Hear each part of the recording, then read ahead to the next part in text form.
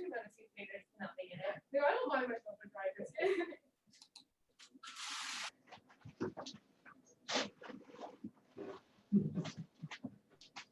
Blandest white people ever.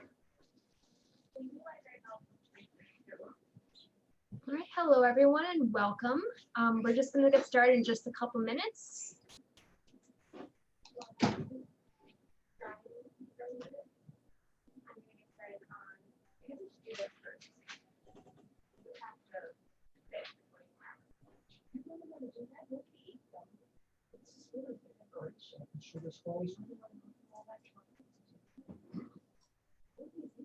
Don't you make them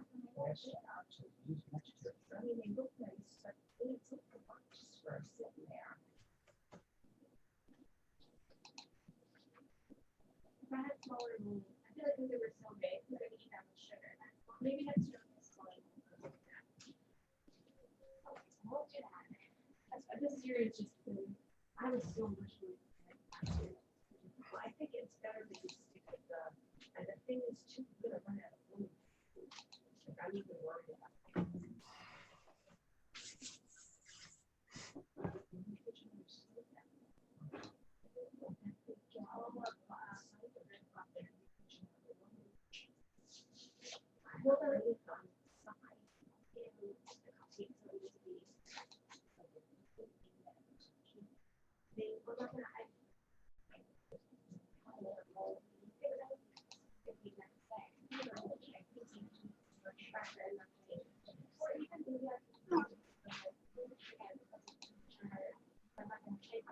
All right, so I think we successfully let everyone from the waiting room into the presentation. So let's go ahead and get started. So welcome everyone. Thank you so much for coming this evening.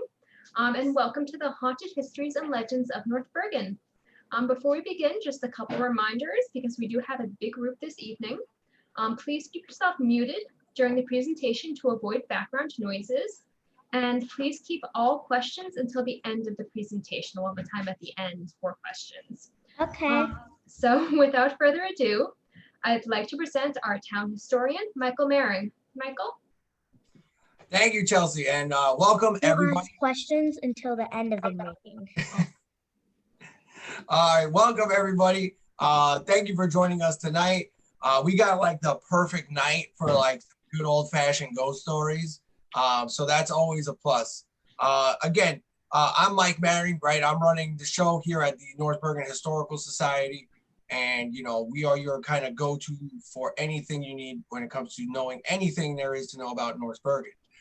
Before we get started, right, I just want to let everybody know we have another presentation coming up on November the 9th. All right, it's going to be next Monday. I think it's an interesting one.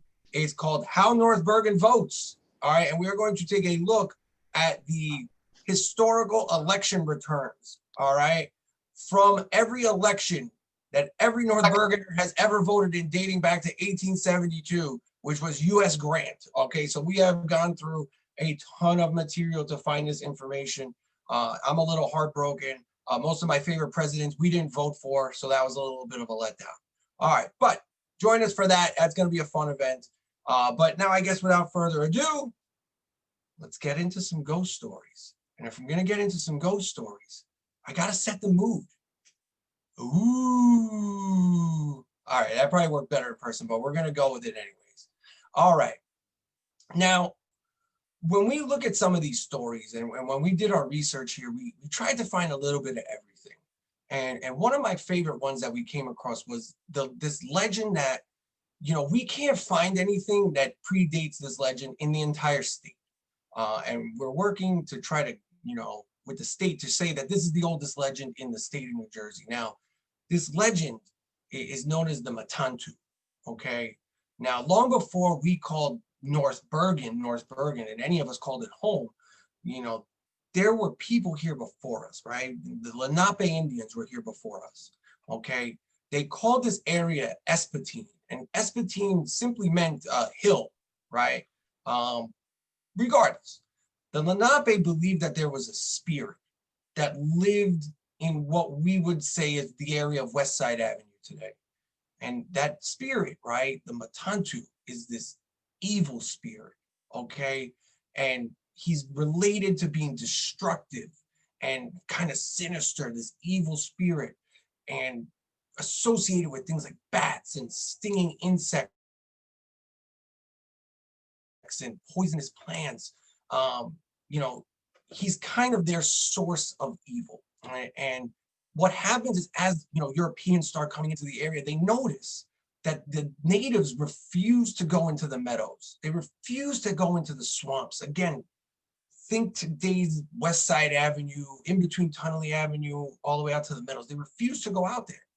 And in fact, Tunnelly Avenue was an old native trail, and that was the closest they would actually get to the water and to the swamps, because they felt that if they walked too close, that the Matanchu would attack them, would terrorize them. All right, they refused to hunt, they refused to fish there because they believed so strongly in this thing.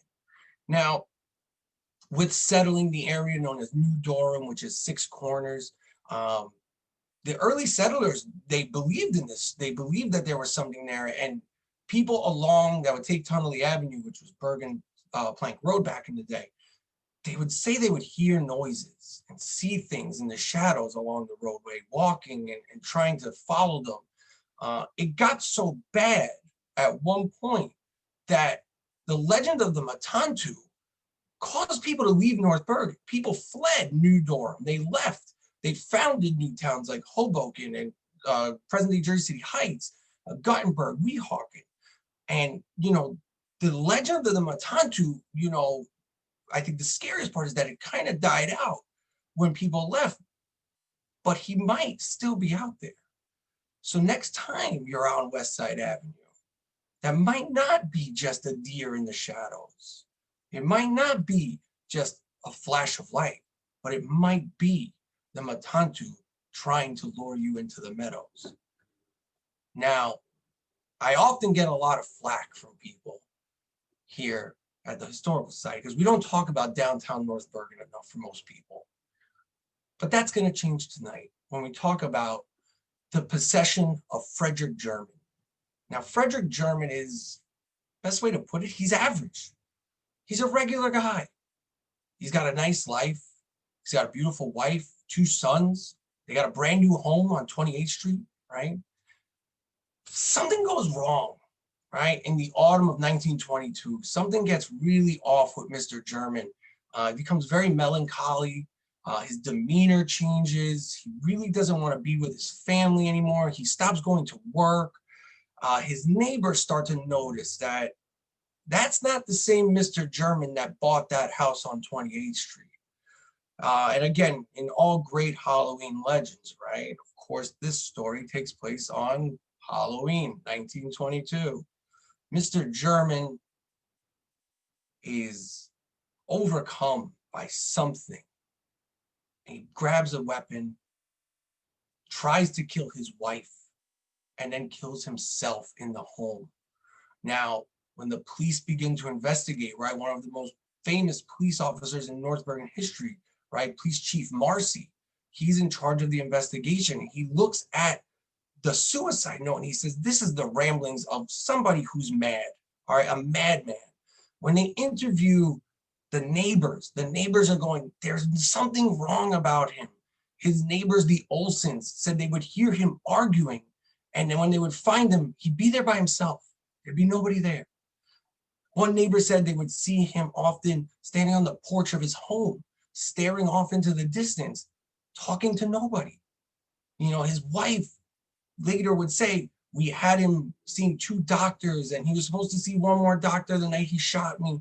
You know, we don't know what happened to Mr. German. We don't know why Mr. German did what he did.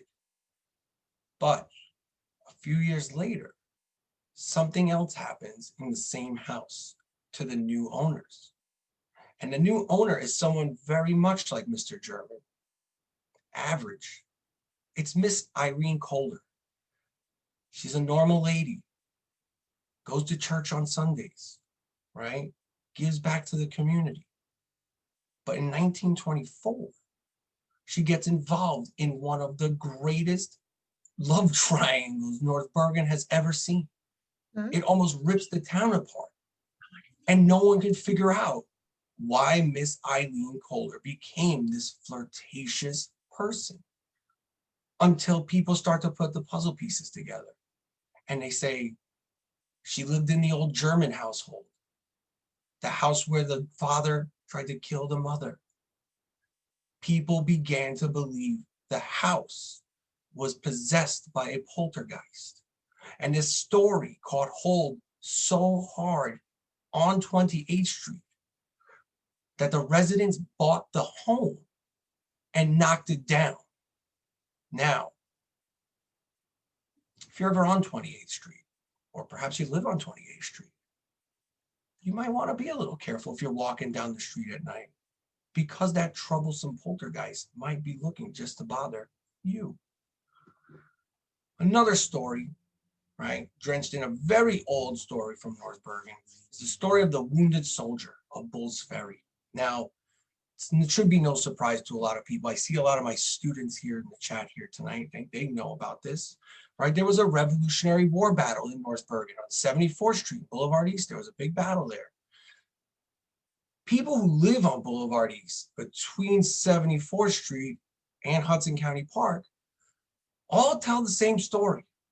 And it's kind of odd because the story hasn't changed over the last 60 years. See, there's a story of a young man in a uniform appearing in people's doorways, specifically heading into the basements of their homes. Now, this story, again, like I said, has transcended time. It's transcended residents. It's transcended homes that are there. But the one thing that really stands out about this story is that it doesn't come out until the 70s. The war happened in, the battle, excuse me, happened in 1780. But we don't see this story until 1970, which leads us to question why. Well, the Parker Imperial begins being constructed in 1972, which leads a lot of people in that area to believe that it's not somebody looking for aid or help, but it's a soldier looking for a final resting place because his was disturbed by the construction of the Parker Imperial. Now, again, if you happen to live on Boulevard East or near Boulevard East, perhaps you'll get visited by this gentleman. And if you do, the people who have seen him say there's nothing to be afraid of, that he's a gentle spirit, a kind spirit, somebody who makes you kind of feel welcome in your own home. And for me, that's kind of the scariest part of that story. Now we'll move on here to our next legend, the Butcher of Bergen, okay? We're gonna go back to 1930 here. We have this gentleman move into town, Dr. Frederick Wolf. Now he moves into town and he opens up a drugstore on 87th Street and Kennedy Boulevard, or what will become 87th Street and Kennedy Boulevard. And it's a small little shop, but it's a big deal because there's no medical attention for any part of that part of town, whether we call it the racetrack section or we call it Bergenwood Park. There's no doctors up there, okay? Now, it's a tight-knit community and they really are desperate for a doctor. You know, in the 20s, that area and the town, the county as a whole is kind of ravaged by polio and measles and whooping cough and rubella, you know, all these things that are pre-vaccinations.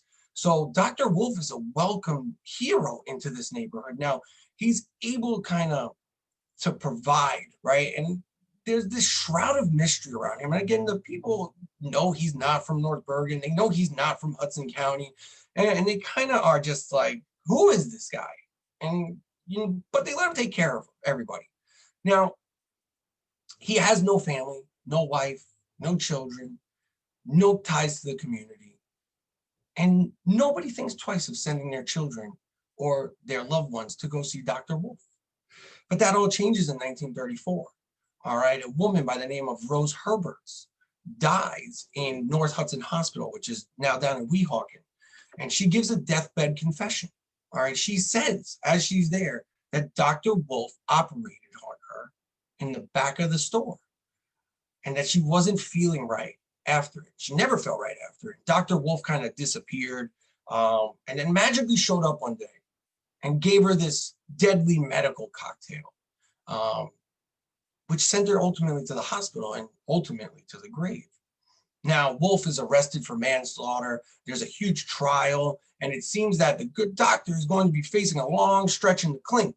All right, now, however, during the trial, of course, a trial, one of the jurors falls mysteriously ill. Now, it was at this point the jury is adjourned, the case is dismissed, and, that's it. It's over, right? The trial's smeared with these rumors that Dr. Wolf somehow poisoned this juror, a guy named from Jersey City by the name of Charles Hunt, right? Wolf immediately sells his business. He liquidates everything that's in there, all right? And as if overnight, he's gone. We have never heard of, we've never seen him. We tried to track Dr. Wolf through our records, census records, and newspaper records. He's gone. He disappears. He's never heard of. So the question really isn't what happens to Dr. Wolf, but the question ultimately is, how many victims did Dr. Wolf actually poison? I don't know. All right. Now, another tale, right? The wild beasts of North Bergen, right? And again, I see my students are here. That's what I call them. But in reality, this story is going to go way back, right? And, North Bergen, right? We know this North Bergen today of these gridded streets and homes all over the place. But around the turn of the 20th century, people referred to North Bergen as the countryside. This was the beautiful country. Now, during the autumn of 1880, right, the area today we know by like Hudson County Park and the park itself was seemingly under attack from this beast, right, this hell beast as it was described.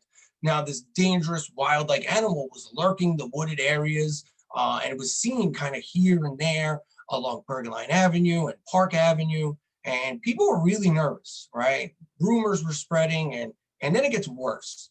Because a farmer by the name of Robert Rennie, right, claims his dogs are going to fight off a beast that's going to attack one of his horses. Now, the horse, right, in the reports we found, the horse is bitten and scratched all along its back and has a huge chunk of its neck ripped out. This spreads throughout the county, okay? There's wild speculations. There's terror amongst the area, right? It's believed that the beast to be a panther, right? The town is like, no, it's a panther or it's just some other large cat.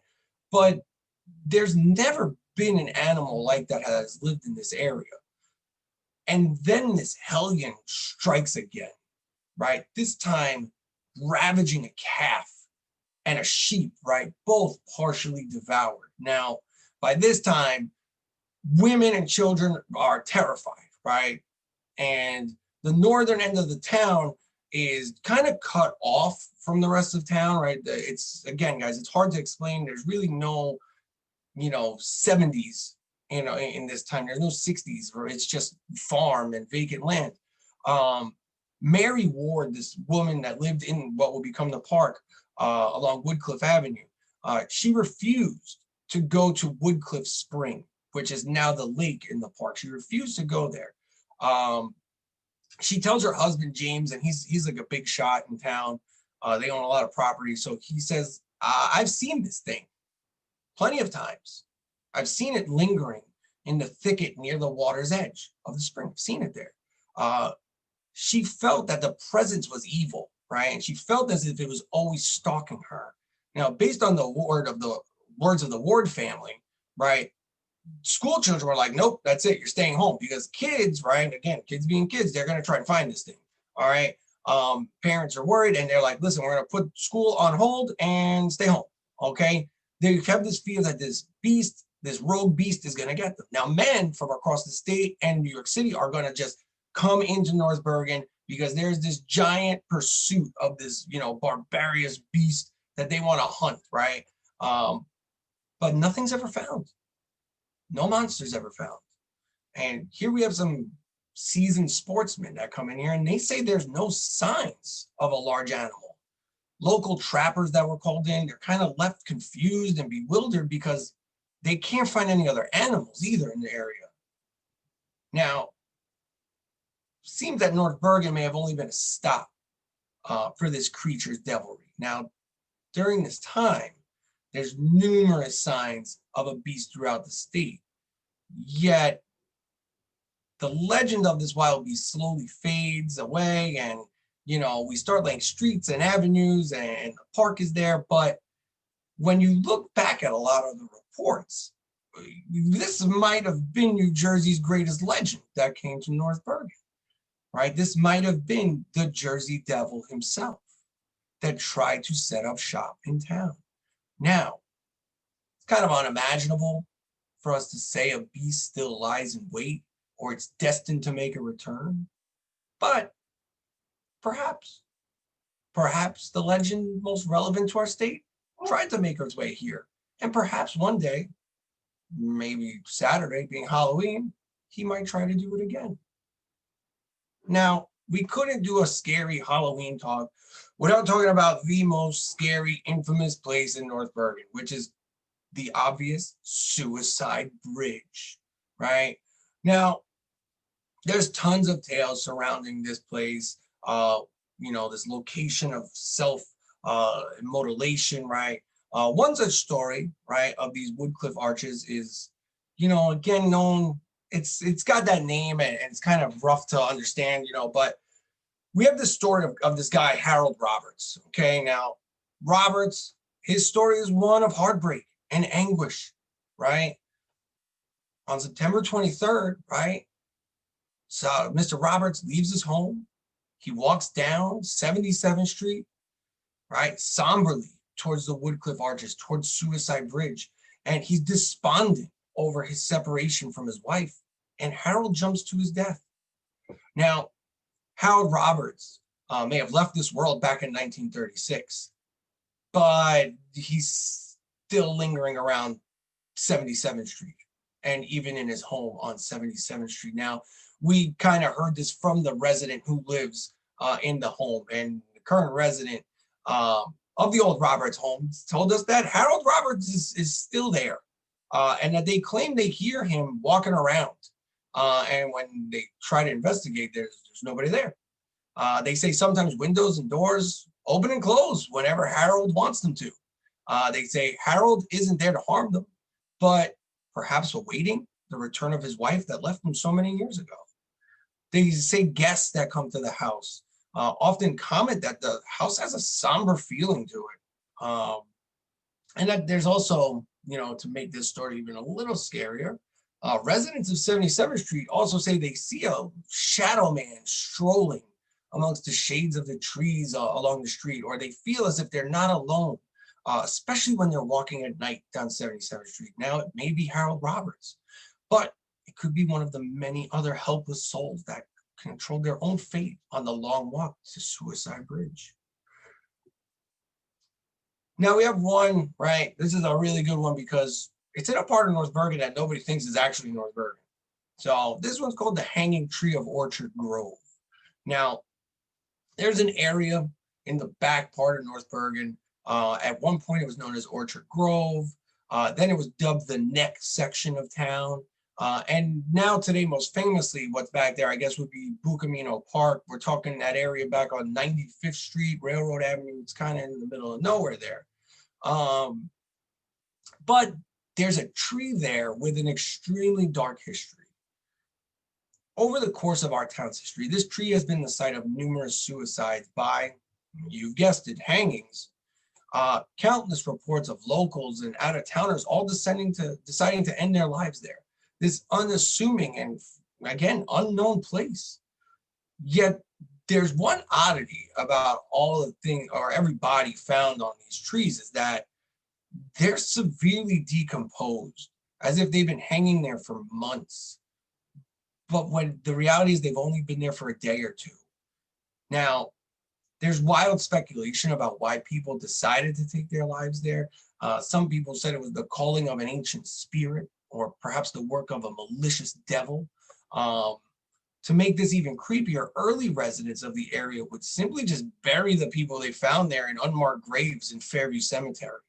Or they'd put them on the trains in hopes they would get to Jersey City, to the morgue, as they were cut off. Now, for those brave enough to inspect the tree, you can find several rope burns on the tree.